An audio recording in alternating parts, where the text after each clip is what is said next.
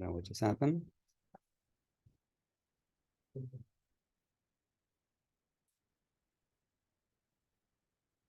Okay. Okay, thank you very much for joining us here in a new seminar room and online for this HPS seminar. Very pleased we've got Guy Geltner from Monash University presenting to us today on pre-industrial mining and knowledge creation. I'll introduce Guy in the usual way in a little bit in a moment, but I will start as usual by acknowledging that here at the Parkville campus of the University of Melbourne, we're on the lands of the Wurundjeri people of the Kulin Nations, and that wherever you are online around Australia, you exist on Indigenous Australian land, the sovereignty of which was never ceded.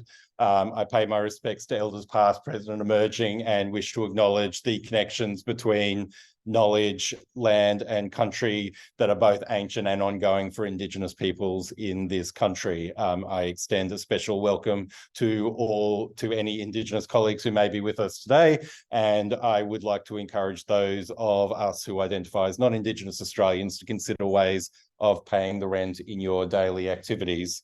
And for this HPS seminar series, I pay the rent this semester through JIRA, a organisation that works with domestic violence and Indigenous families in Victoria. So we've got Guy Geltner from Monash University presenting us today. So Guy, I'll ask you to sort of come and so I understand you started your career as a social and religious historian, but then you've become interested more recently in, well, first of all in issues of medieval urban studies, and then moving out of the city into more non-urban areas. Do you want to tell us a little bit about your journey from journey through those realms of history? Sure. So a lot of social history happens and a lot of history from my period happens in an urban context or a monastic context. Those are the two most well-documented communities for the entire pre-modern period, at least in Europe. And in seeking to sort of dislodge myself out of the urban context, which remains a minority population, statistically speaking, in this period, I was looking for ways to get into the countryside and not into elites. Again, monasteries, kings, queens often spend a lot of time in the countryside, so it's not like there's an equivalency there. But miners offered a very particular way into looking at how communities facing particular stresses, particular health profiles of health risks, manage their environments in order to sort of prevent that, just like people do in the city. And so, and I'll mention it later, I got sort of sucked into that rabbit hole or mine shaft, whatever you want to call it, in looking at it, and then I got very interested in their ecological impacts and in the ways that these sort of privileged non-elites manage their health and their environmental health. So yeah, that was the journey. Yeah. So yeah, I mean, as you mentioned, I understand a lot of that work was you did a project on public health and medical practices, and of course, we in history and philosophy of science feel that the kinds of knowledge practices involved in things like histories of medicine are sort of very interesting historical questions in their own right. How did you find the engaging with these histories of knowledge as a historian that maybe has come from a tradition other than HPS? Right. I mean, some of my best friends are, historians of science and technology, and so not just I was never far away from the discourse, but I was never I was never hands-on, and a lot of my interests were about behaviors and practices rather than knowledge creation until I started with public health and medicine.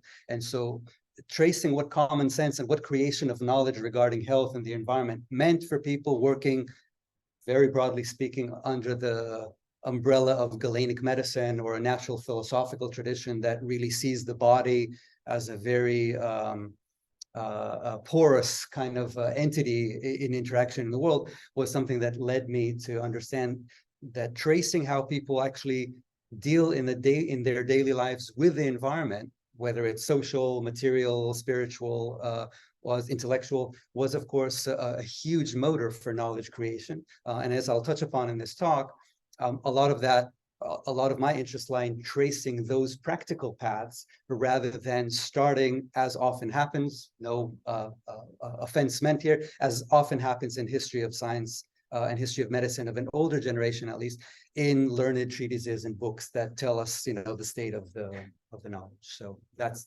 the intervention here as well. Well, you're very much, I think, amongst friends in this particular community in that respect. So I'll hand over to Guy. If you will make me, join me in making Guy welcome to present to us today. All right. Thank you, Martin. Thank you, everyone, for coming, for joining us online. I'm going to try to do the impossible and share a screen without it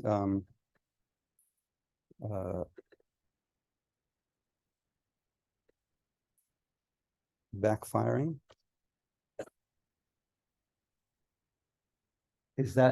Are people online seeing the screen, the slides? Yes, great. Let's hope that it stays that way. One never knows. Thank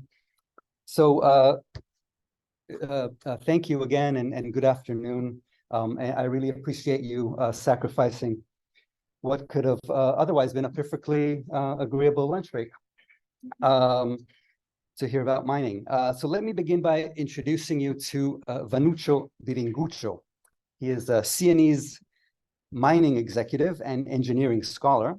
And in 1540, he published a pioneering vernacular treatise, De la Pyrotechnia, which stressed the moral and practical benefits of industry, and especially of mining, over commerce and finance. So, beware if you're involved in finance in some way. So in one emblematic passage, he asserted that any adversity befalling merchants, by which he also meant financiers, is fitting punishment for having committed so many mistakes in forsaking the natural, good, and just way of extracting from the earth as much fruit as can be found, granted that nature so liberally produces it for us and for our use.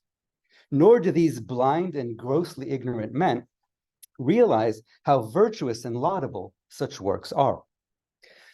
To be sure, Biringuccio had no qualms about turning a quick profit, but he insisted that wealth must draw directly on God's natural bounty. And in this respect, his stance on profit appears quite conservative already for his era.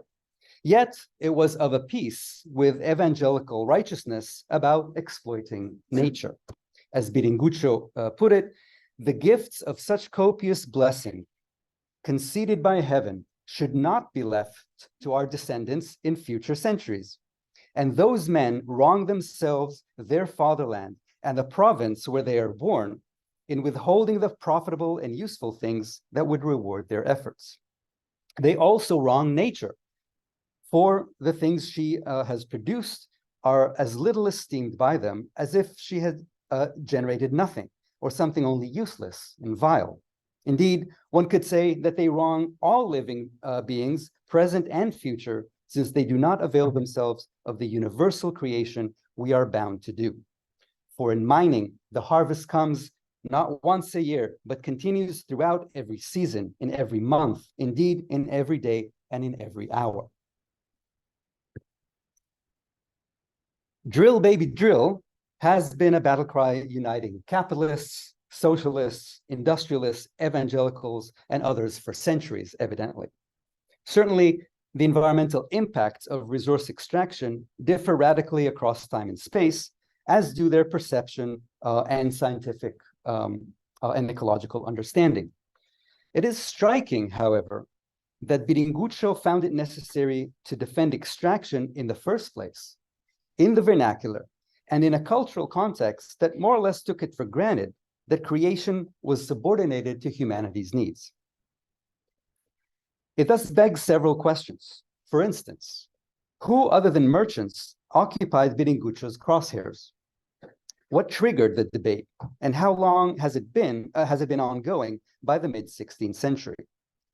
Was there, moreover, and despite the seemingly modest scale of mining in pre-industrial Europe, a sense that extraction was not simply another form of underground agriculture? And if so, what implicit pact with nature or creation did mining appear to violate? Finally, would that violation manifest in the hereafter only, or also have moral and material consequences for living communities and their surroundings? These are some of the issues I'm grappling with as part of a recent foray, as Martin mentioned, into the history of pre-industrial mining. The project stemmed from my interest in the history of pre-modern public health and medicine, which studied miners as communities facing particular risks and the preventative programs they developed to manage them. That, in turn, was part of a broader intervention in public health history, which sought to historicize hygienic practices at the population level before their alleged birth in modernity, and as a response to industrialization, nation-state context, the birth of germ theory, what have you.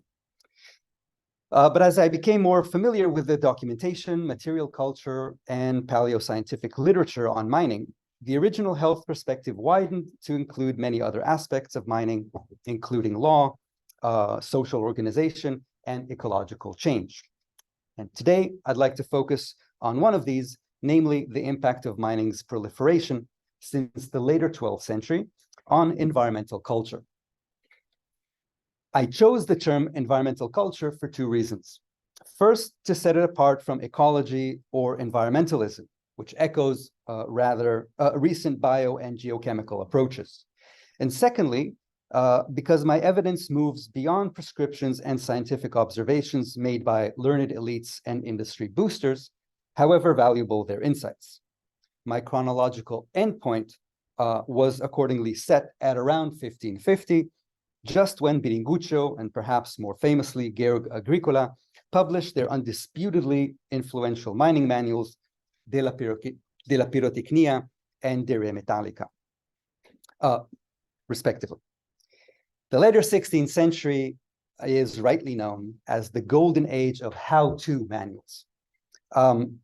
But as a recent wave of historians of science and technology, my personal hero is, of course, Pamela Smith, as these have shown, these works codified pre-existing knowledge. That is, it was available to mining communities, in this case, for several centuries already. Moreover, these works' main audiences were lay investors and to some extent scholars in other fields, rather than professional miners. Mining manuals thus envisaged readers who stood to benefit from a translation of extractive and metallurgical know-how into scientific language they could understand rather than put directly into use. That is, of course, not to diminish from the intellectual achievement of such treatises, but rather to recall that the issues they dealt with, including when it came to mining's environmental impacts, had by then occupied people for several centuries already. Metal and mineral extraction became ubiquitous and visible from around 1200, as this map shows. My working hypothesis is therefore that this dramatic and multi-layered change, rather than an amorphic and later humanism, or the scientific revolution for that matter, occasioned a reevaluation of humanity's place in nature that pulled humanity away from the ignorance of the Middle Ages. The assemblage of technologies and behaviors that mining and metalworks involved, especially in a rural context, and that's an important point here, offered a very tangible encounter with nature. And even when mining took place entirely under the ground, it created lively communities above it, and often in sites previously uninhabited by humans, or not for centuries. Miners brought their families and cattle, built houses, chapels, and cemeteries, planted fields and orchards, paved roads, and dug wells and canals. These colonizers also constructed industrial facilities ranging from troughs for sorting and washing ores, ovens for roasting them, and cisterns, dams, mill races, and windmills, to service them. Millions of rubble and slag heaps began to dot the landscape. Forests shrunk or altogether disappeared, and water sources ran differently and with different qualities. These were among the noticeable changes that cast mines as harbingers of an ambiguous change, duly noticed by anyone around them. In 1361, for instance, a Cornish landlord named John de Treuze complained to Edward the Black Prince that fully 60 tinners, or tin miners, have entered upon his demesne and soil, which bears wheat, barley, oats, hay, and peas, and is as good and fair as any soil in Cornwall. And they, tinners, had led streams of water from diverse places, so that by reason of the great current of water they have obtained and the steep slope of land there, all the land where they come will go back to open moor, and nothing will remain of all that good land except great stones and gravel. De Treuze had no ecological education, obviously. His agricultural experience and direct observation, however, allowed him to predict a dire future for his crops due to the area's altered hydrology, which in turn resulted from the recent proliferation of tin mining. Much of it was, by the way, overground, not what we call daylight mining, not underground mining. Nor did his forecasts seem to betray a lack of Christian faith in God's care for his preferred creatures. He was speaking as a landlord and to a landlord about a threatened status quo, an end to an agro-political balance, and the rise of a new geopolitical one, making its mark upon the land. Another example from beyond the Republic of Letters comes from the copper mining region of Falun in present-day central Sweden. This is obviously a present-day image, and this mine was entirely underground until deep in the 17th century when it collapsed. And the mining there probably started around the year 1000 and accelerated dramatically around 1200. But most of it was underground in our period. So around 1250, that is within decades of the site's accelerated exploitation, nearby town dwellers sensed a decline of the quality of their crops, which was also bad news for the health of their animals and themselves. They responded by limiting to the winter season, not mining itself, which was already crucial, but when roasting ores could take place near the mine. From a present-day ecological perspective, the strategy had obvious drawbacks as toxins deposition in the soil would go on.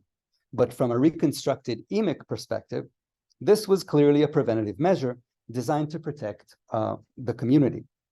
Roasting ores rich with sulfur dioxide, which smells like nitric acid and can lead to fainting among human and non-human animals, may have prompted them to want to minimize exposure. And if so, this would have dovetailed with the era's prevalent medical paradigm of Galenism, which sought to avoid bad odors as indicators of disease-inducing miasmas. That's one of the main etiologies of disease contagion in this period. So it's zoning. It's a form of zoning practices, and zoning as a preventative health program has been attested archaeologically in other mines as well. For instance, in Brande-en-Oisans, a silver extraction site in the French Alps. Those of the Tour de France lovers would know this is the Alpe d'Huez, so everyone knows this site for some other reason. So in this site, preliminary washing and roasting of ores took place away from residential areas. You can see the residential areas sort of on the top right corner. Those are the houses there. If you can see that cluster, that's the main cluster of housing. And the prevalent wind direction, this is north. So it's a northerly wind. And so the roasting took place over there. So it was very clearly, decidedly away, downwind, the roasting. So this happened there since the 13th century, and in the Tuscan mining village of Rocca San Silvestro, where I often work, workers tested but likely never roasted ores, and they did so in any case across from the mine entrance and downhill from residential areas. Alongside winds, floods were a grave concern too. In 1208, the Bishop of Trent encouraged laborers on Mount Calicio to avoid operating near abundant water sources, mitigating the risk of an already perilous surface flow. He too knew that poor location as well as changes in surface hydrology, erosion, and deforestation were a growing risk. As you can see from this digital elevation of the region that we're talking about, this area in Trento, where sort of canopy penetrating LiDAR elevations can show you what the landscape actually looks like or looked like then, because now it's covered with beautiful vineyards and forests that you pay a lot of money to drink from, but this is what the actual landscape looked like. The cost, moreover, could be heavy. The Zeltschach mines in central Austria were rendered useless by a flood around 1186, burning a deep hole in their owners' pockets. And activities in the silver mine of Orzal in the Rouergue region of Languedoc all but stopped due to an inundation in 1269. In short, however they managed risk, miners knew that they were reshaping their environments, as did their employers and observers. My main point here. The prophylactic programs that miners and their neighbors developed were of a piece with measures to fight pollution in the area's towns and cities. And this has been, as mentioned, a major theme in my earlier work, and that of several public health historians and archaeologists with an urban focus. But while regulating tanners, brewers, dyers, and others was crucial to the health of cities, enforcement took place in an already dense anthropogenic landscape. In the countryside, by contrast, changes in the land were sometimes easier to detect, as could their impact downstream or downwind for long distances and by different groups. Farmers, of course, but also mobile armies, pilgrims and merchants, as well as town dwellers, nearby town dwellers. Phenomena including deforestation, altered surface hydrology, accelerated erosion, the disappearance of habitats, soil acidification, and the replacement of wild with domestic animals were hardly lost on contemporary observers, even if they had a different language to explain it. Finally, the fact that these changes were involved in birthing a new political order and pace biringuccio, mercantilism, and capitalism helped explain how mining prompted questions about communities' relationship with nature or creation, and not only among learned elites. So I'd like to be quite clear on one point. To pre-industrial denizens of the countryside, which is to say the vast majority of Europe's population, mining hardly ushered a new and complex understanding of their environment as productive spaces. Rather, the sector's superior documentation, because of its strategic value, and the material remains, which are often non-degradable, improve our optics considerably. Okay, so I'm not trying to create a false periodization. With all this in mind, let us circle back to elite cultural sources. One expression of an allegedly new tension between mining and nature dates to 1495 and was penned by an otherwise obscure author by the name of Paulus Niavis, Paul Snow. The text entitled, there's only one image in the text, cover text, this is it. The text entitled Jupiter's Judgment, Judicium Jovis, comprises a vision narrative in which a recluse monk, and you can see our little monk, right, making his way down from the top left. So that's the narrator, that's the author. So he witnesses a special trial. The plaintiff is Earth, Terra, here on the right, bracketed on the right, seen here to the left of Jupiter and pointing an accusatory finger at miners, you can see on the right, and by extension, man, of trying to murder her. This is a trial on of matricide. The allegation is matricide. Judicium Jovis builds on a deep literary tradition known as the Mantle of the Earth, the subject of a brilliant recent book by Veronica Della Dora, yet it is ultimately an ambiguous text when it comes to the morality of mining, giving voice to both its critics and defenders. At least by my reading, it doesn't come down very clearly on either side. On the one hand, it depicts Earth as a noble, despondent lady, clothed in a torn green gown. It's not green here, but it is described as a green gown. meant to reveal that she has been, in the words of her champion Mercury, quote, injured, blood-stained, wounded, and pierced, unquote. Miners themselves are described as toiling dangerously and unnaturally day and night. Remember, this is also temporality, right? These are people who don't respect nature in certain basic ways. Blinded by greed, harming agriculture, oblivious to the seasons, disrupting water flows, poisoning the air, and generally spurning both human and divine laws. And if that string of offenses sounds familiar, miners and their advocates, headed by Fortune, describe extraction as a pious act of kindness and charity, and list among its contributions the expansion of human habitation, communities' wealth, and services to medicine. They also explain that mining affords an important correction in the physical distribution of wealth, which is spread unevenly above the ground. So underground actually corrects that inequality. And finally, they reject allegations that digging disrupts agriculture, since one effectively excludes the other. That is to say, unhealthy lands for agriculture will contain metals, and therefore it's okay. So it's a natural balance. In this respect, Earth's resistance to extraction in this trial exposes her as discharging, quote, the role of a stepmother, meant here as a slur, rather than a true parent, unquote.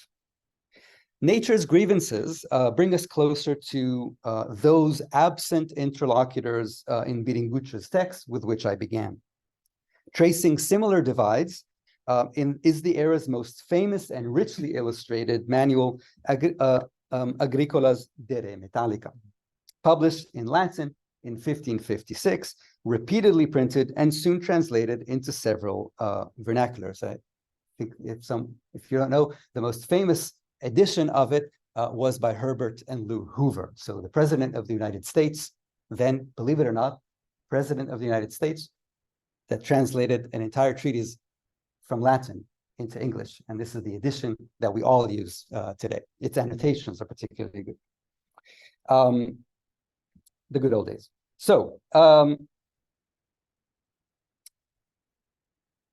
unlike Biringuccio, Agricola was a trained physician and the mayor of a mining town in Saxony. And although he too was an industry booster, Agricola acknowledged the harms of mining and even depicted them in etchings that accompanied his work, as you can see in this devastated landscape. This is intentional. We're not reading between the lines. Mining's injurious impact, however, was no match, in Agricola's view, to serving society's greater good. As he averred, if we remove metals from the service of man, all methods of protecting and sustaining health and more carefully preserving the course of life are done away with. If there were no metals, men would pass a horrible and wretched existence in the midst of wild beasts. They would return to the acorns and fruits and berries of the forests. Sounds like we will all become vegetarian, which is, of course, a terrible thing to happen to anyone. They would dig out caves in which to lie down at night, and by day, they would rove the woods and plains at random, like beasts. And inasmuch as this condition is utterly unworthy of humanity, with its splendid and glorious natural endowment, will anyone be so foolish or obstinate as not to allow that metals are necessary for food and clothing, and that they tend to preserve life? In this vision of creation, nature is humanity's storehouse and servant. Exploitation is man's burden. It's almost not even a choice, for rejecting metals meant returning to a state of nature, to beasthood, so to speak. Nature is thus the material basis of culture, not an entity with which we should strive, which should strive to reach some sort of equilibrium.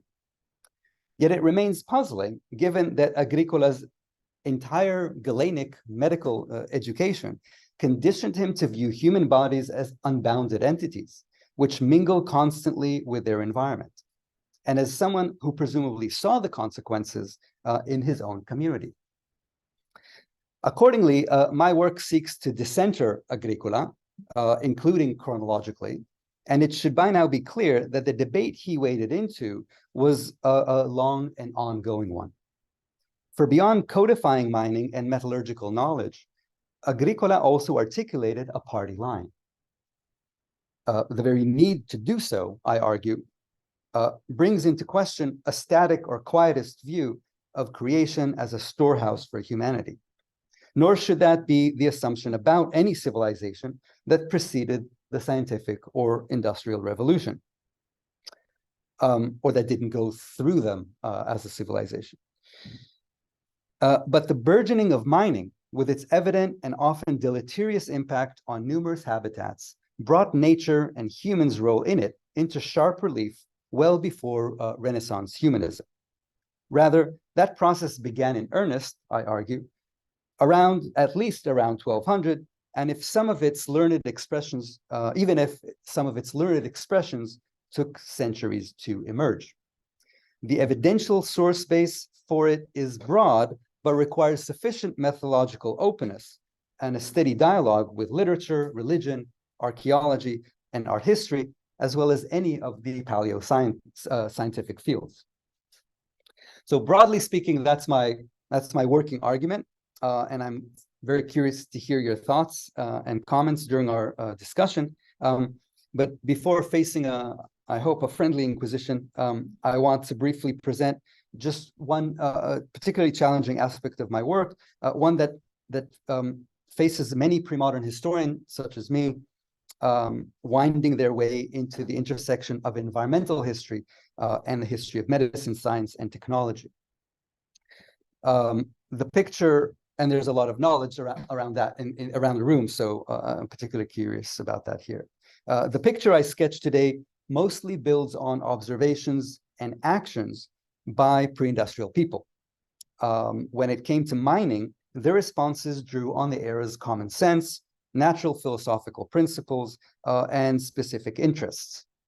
But any view of the era's extraction practices from a modern biochemical, and ecological perspective is qualitatively very different. And bringing the two perspectives into dialogue is quite hard. And it's unclear if we should do that, right? If we should not just allow them to run their own. So that there are people who take strong positions on either side of that debate. Earlier, I showed a digital elevation of a former mining area in northern Italy, a technique that helps us reconstruct what local landscapes may have looked like before their revegetation or urbanization sometimes. The results of other recent methods, for instance, toxicological analyses of soils in former mining sites. Yes, you also buy wine from here in pasta and vegetables, are sometimes harder to link to emic perspectives. There are, in addition, opportunities from botanoarchaeology and paleopathological analyses of miners' bones and those of animals, which offer some damning evidence for the industry's irreversible and long-lasting harms. So when we measure ppms of lead in these soils, that's not in 1400 when the activity stopped. For instance, sophisticated ice core studies now show that the so-called background level of lead pollution in the atmosphere was far higher in the pre-industrial era than scientists have tended to assume, and that much of it owes to European mining and metalworking rather than a volcanic explosion, which was the previous hypothesis. Indeed, some of these studies may push the chronological boundaries of even a maximalist interpretation of the Anthropocene. Still, without these data, however, it seems that contemporaries sensed that that there was something a little different about metal extraction, which gave some of them pride and others pause. Well, thank you for your patience, and I look forward to your questions and comments. Should I stop sharing, etc.? Yeah, and before we move to question and discussion time, I'm just going to pull up in, and then if anyone online has a question they want to ask, we should be able to hear a little bit better. I'll just double check this. That seems to work. Can I just get a confirmation that we can still be heard on Zoom land? Someone can give me a thumbs up. Or yep, excellent, great. Thanks so much, guys. I'm sure we've got questions and comments. If you're online, please do use the raise hand facility if you want to ask a question. We should be able to hear you fine. But have we got any questions? Discussion? Gerhard? Yeah, thank you. Very interesting. To start with, I have maybe a bit of a detailed question, but probably everybody. When you talk about acknowledgement of changes of landscapes that people have health implications, you were mainly talking from putting in the lack of consequences of pollution or anything. But of course, there is also in mining terms the very other one that just increasing the risk of natural disasters, particularly kind of ravines, landslides, and whatever. We today would make a categorical distinction. One is natural disaster, the other one is personal health. Do you see that kind of distinction played out in medieval modern discourse based on that law, or one of the same? No, there are distinctions. I mean, they are addressed explicitly or implicitly in mining regulations. As you may or may not know, famously, Paracelsus composed the first monographic labor risk treatise, and it was about miners. It was about mining, how to avoid pollution by breathing damp air or mining air, what to put on your face, what to eat, because it's a more or less Galenic paranoid. It's Paracelsian, but it's a little different. That we need to eat a lot of butter to sort of conform, to fight pollution under the ground. But also everyone above the ground needs to have a particular diet that suits the region and the activity that is going on, and that is imbalancing their humors as a group. But by the same, in similar, particular in legislation and charters and ordinances related to mining, there's a lot of attention to deforestation as a trigger and accelerator of landslides and of avalanches if you're up, in the alpine areas. So to that extent, if you say, was there a distinction? Yeah, I mean, there was specific attention to each of these particular ones, not consistent and not everywhere. But there was, let's say, on aggregate, what the fear was once you move the path of a river, right, to a company to move towards where it needs to be to help you with a water mill, that has consequences. Yeah, so there absolutely was an awareness of that. I'm giving you a bit of a kind of an aggregate snapshot here, like what people said. That's not to say, that they followed on the advice. We're trying to map that in some cases. But there was clearly somewhere, the zoning is clearly being practiced in mining communities. So they're afraid of bad air, which is coming from the mine, and especially from roasting or metalwork. And they're also aware of what it means. By the way, there are health risks that are just physical, that are inherent to working under the ground. Collapsing rock, humidity, flooding, all of those things are very much protected against, never fully successfully. Yeah. Does that answer there? So Adam Lucas online doesn't have a mic or a camera, but he does have a question, so he's put it in chat and I'll just read it out to you. So I've recently finished a paper on the early history of coal mining in Britain for a collection put together by colleagues at HPS in Cambridge. One of the things that struck me is that coal miners were considered to be the lowest of the low in Britain. I wonder whether you came across similar hierarchies of contempt in other countries in relation to different forms of mining. So just to clarify, he's asking whether coal miners were the lowest of the low among the miners, or lowest of the low in sort of labor in general. Well, he refers to coal miners being the lowest of the low in Britain. Maybe Adam can just clarify whether he's talking within so the mining community or more broadly Right. inside. Because just for the record, and here's a tip. Amongst the miners and labourers in general. In general, okay. Because, here's a free tip. If you're going to travel back to the Middle Ages and you're given a choice, if you're going to be any kind of menial labor, choose miner. Okay, not agriculturalist, not anything else. I mean, I'm not talking about urban professions. I'm talking about, if you're going to have a choice between peasant and miner, always go for miner. They're a very privileged proletariat. Let's call it that way. They have immense privileges that no one else at that status, no one who works with their hands predominantly, and this is most of the population, had these privileges. They had access to game, to forests, to waterways. They were not taxed often. They were highly privileged. Eventually, their skills, the way they build knowledge about what we would call today material engineering, made them especially attractive to people who ran armies, because they knew how to undermine walls, for example, and eventually to use explosives once black powder and eventually explosive come into play in the 17th century. So these are very talented, or their skill set is extremely valued and rewarded in kind, especially in kind and in kind of freedoms. I published an article recently with the pun title "Mine Air Makes Free," because we talk about urban air as making people free. Mine air made people free in different ways. So in that sense, maybe the coal mining that Adam is referring to is a kind of more of a legacy of the early modern era, or of industrialization. First of all, there's very little coal mining in the Middle Ages. There is a little bit in Liège, and there's a little bit in the Midlands, but it's not yet a huge industry. A lot of the coal is basically charcoal, so it's produced by burning down forests, unfortunately. Very, very inefficient from an energy regime perspective.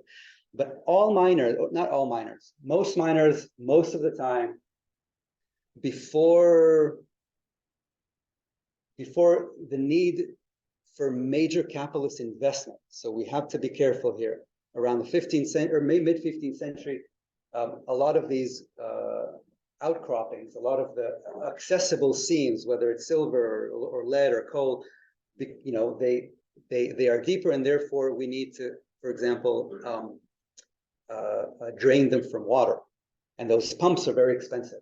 So in order to build a pump that will be efficient to raise water level or drain that water outside, we need people with a lot of money. A farmer that does mining on the side can't afford to do that. That brings in all kinds of Medici and Fuggers and all of these people who come in and take over mines and invest in them heavily. But until that moment, in many places in Europe, miners were very proud and wealthy and politically powerful communities because of the strategic value of their product. That is ground zero for monetary reform, for armor, for all of these products that made places like Bohemia really, really important.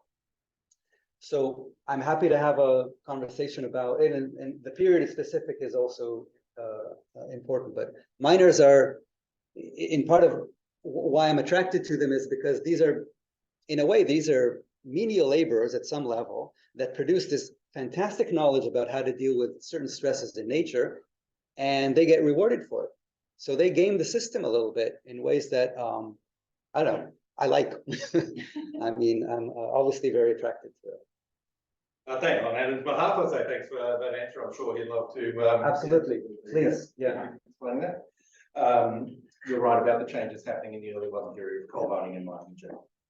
Christian, I have a question. Yeah, thank you very much. It's a really interesting talk, and I couldn't help but be gripped by the trial that you depicted with the image. And as you were reciting the list of virtues of mining on the side of the miners, you made one remark which I would love for you to expand on if you could. It was about something to do with the economic, some sort of difference in subterranean economics. It would give you wealth that was not to be found in the distribution of wealth on the earth, as it were. And I wonder if you could expand on that. That sort of tweaks the imagination a little bit. Was it perceived to be wholly inequitable, not just inequitable, but was this a leveler? And how was one to acquire that sort of redistribution subterraneous, as it were? I mean, frankly, I think it's just part of the party line rhetoric. Right. I mean, it's obvious to anyone. Okay, so topographically, and this is really interesting how different it is in Australia, for example, but topographically in Europe, and therefore paradigmatically for the scientific and the economic imagination of Europeans also going abroad, areas that are rich in minerals and especially metals are mountainous. And if you look at our map, and if you look at where there's obviously geologically there's something for everyone everywhere, but where the concentrations are is definitely in large part in mountainous areas. The Harz region, Saxony, the Dolomites, the Alps, you know, those are places that are very rich in metals. And so those were uncultivated and perhaps uncultivatable lands that were hard to access, and in any case belonged to royalty and to princes. And so they owned the land. This is a legal principle that was forged in the fire of the investiture controversy in the 11th century. So if you own the land, you owned if there was metals, and especially noble metals in it, as the king or the queen or the bishop or whoever, you had access to it, even if it was already cultivated. So there's a long ongoing debate about that. And in the imagination, it was very easy to say, yeah, but those areas, we're not growing anything there. But of course, forests, you know, lots of animals roam there. Like there is silviculture, what's the term? Anyway, there's a forest economy there that is undermined by mining because it's getting deforested, avalanches, and so on. Waterways are being changed. So I don't think that anyone with two eyes, or even one for that matter, saw this kind of zero-sum game where, you know, what we call that saw as one sort of benefiting the other, as kind of an exchange, an overground equilibrium or something like that. I think it's a party line, but it's true that in the, you know, from the later 12th century, there's a process, especially in Northern Europe, called assarting, right? When farmers begin to reclaim land. In the Netherlands, where I used to live until now, they reclaimed the land from the sea, but in other areas, they were reclaiming land from the forest. So there is a glacial deforestation that is uncovering a very fertile virgin soil that creates yields of 1 to 14 or 1 to 12 compared to the 1 to 1 or 1 to 2 that they used to get in these very depleted mineral soils. They could do it everywhere, but even in those areas, they could still mine. I mean, not every place is a rocky mountain that would otherwise be unexploitable. So I think this is kind of, don't worry about it, because most people still, it's a small part of the economy. Most people still gain wealth from agriculture. And so this kind of new business of mining is probably not very, they're not used to it as a revenue source. And by the time we get to the early modern period, a lot of the people actually exploiting those are no longer local residents. They're migrants mostly from German-speaking lands, and they work basically for capitalists, the people who invest in these endeavors because kings and queens are indebted to them. So they gradually eat up their mineral resources. So there is a whole system, behind these expressions of equilibrium. So I would take it with a very big grain of salt. So the spurious legal action. Yeah. I would say, look, but it also depends. This is a very regionalized economy and a very regionalized political geography. So you can also say, yeah, in this region may well be the case that, I know Bohemia, where you couldn't, in these rocky or in the Harz, where you couldn't really raise a lot of, create a lot of agriculturally beneficial lands or rescue them. That's your strategic advantage. So yeah, we're better now than we used to be. So, cough and shut up, and we'll be better. Gerhard, got a second question. Does anyone else go back to Gerhard? Because I would just want that argument. Because I think you can actually give that argument much stronger about this model. Because in a sense, you can see there is a strong argument here is wealth that is not attached to landowners. De facto, not in de jure, but de facto, because the way the money, certainly in the later medieval times, were around, in the way that is, well, up on the land is determined on how much land you own and how arable land is. Money and energy become rich in the other way. Yeah. In the same way that the Cornish tillers are seen as this kind of attack towards the landed gentry. You take away our will, but actually it's taking that. So it's that much more of a resource on this where is well located, where should it be located? That's a very fair point. And again, to remind you, it's also, there's a whole political discussion here, because yes, the division of the geometrical division of land above ground, the extrarenal one, has nothing to do with what's happening under the ground. And so if a king or a queen or a major local lord will give you permission to actually extract minerals from that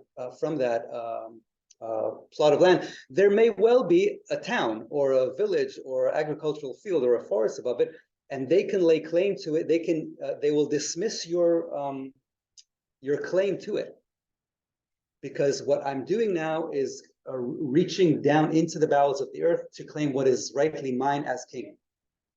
So I will compensate you by all means. I'm the king in this scenario, of course. You're the vassal, but the miner is going to get rights nonetheless, and we'll reach a solution. But that's much more important for me, and it does change the order. There's a reason why that guy in Cornwall is complaining to the Black Prince.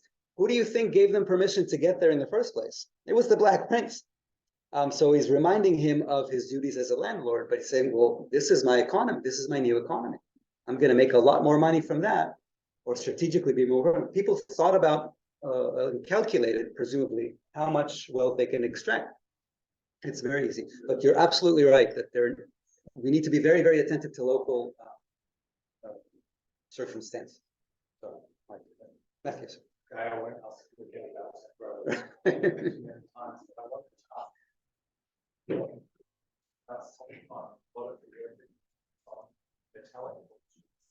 what about salt as something which is somehow kind of less detrimental form of mining, often more urban centered and so on? Does that tell a different story, or does it just say that? Thanks. It actually connects back to coal in a certain way. So one of the prestige that stems from a more sophisticated form of mining and more dangerous, and the production of knowledge, engineering knowledge and natural philosophical knowledge and medical knowledge comes more abundantly out of metal mining. Also, they're better documented, right? Because they're more strategic than salt or eventually or initially from coal. So we tend to get, the optics are skewed here as well. But having said that, I think that salt, and I don't study salt. My knowledge is peripheral about salt, but salt is very easy to mine, right? It requires no special protection. It requires no special engineering. The deposits that I'm familiar with from, let's say, Austria and other places in Poland are relatively easily accessible and easy to basically bring out. You bring out these slabs of, I don't know if you've seen slabs of salt, how they are found in nature, natural. Just take them out. They're easy to handle. They're easy to manipulate even afterward. They don't require wood for support, yes, but they don't require a lot of wood and sophisticated processing outside the mine. So in that sense, you sort of take them out, you smush them, you package them, you send them, you cart them away. So I think that does tell us in a way, and I'm just, this is very early days of my foray into it, but it strikes me that while there is, of course, legislation and documentation of salt mining, and it was the basis of wealth in certain regions, it didn't seem as risky. It didn't seem to produce a lot of it didn't seem to require a lot of technicians. And so I've not heard of people migrating to a salt-rich region from a different one because their technical know-how was required. That happens predominantly in our period with silver and other metal mining. Even with the metals, by the way, there's a hierarchy. I mean, iron is happening everywhere. but silver is happening a lot, and gold is happening in a very much smaller area. So it's a really good question. You always need to, and if I've learned anything in the last, in this, is that always look at not only the legal and political context, but at the topographical and geological context, because what it means to mine salt or clay, for that matter, something that is ostensibly simple to extract, or alum, very different depending on all of these, the combination. So we have to always be very, very specific and careful. Yeah. Okay, thanks very much. We've hit 1 o'clock. If anyone's got a very quick question, we can probably fit it in. But in the meantime, I will just put up the screen for next week. We have Kate Lynch speaking to us on indirect genetic effects. So please do join us for that.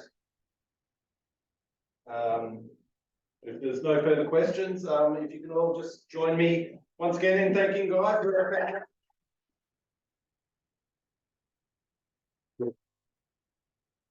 if you're online and you have a microphone, feel free to unmute yourself and shout out on the way out of it.